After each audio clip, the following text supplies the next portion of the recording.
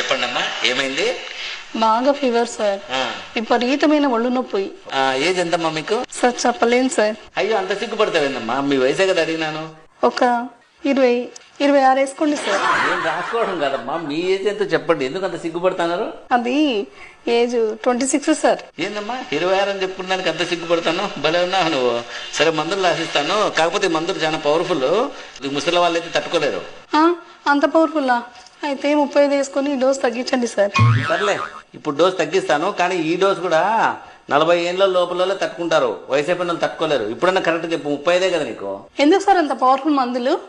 ఏదో 45 వేసుకొని కొద్దిగా డోస్ తగ్గించండి. ఎందుకమ్మా మాటి మాటికి ఏజ్ పెంచుతాను, డోస్ తగ్గించాను? కరెక్ట్ ఏజ్ చెప్పు ఇప్పుడన్నా. Correct sir, last and final 50 రాసుకోండి. ఇంకా అంతకంటే పెంచలేను. రాసిస్తే రాసేయండి, మందులు లేకపోతే లేదు.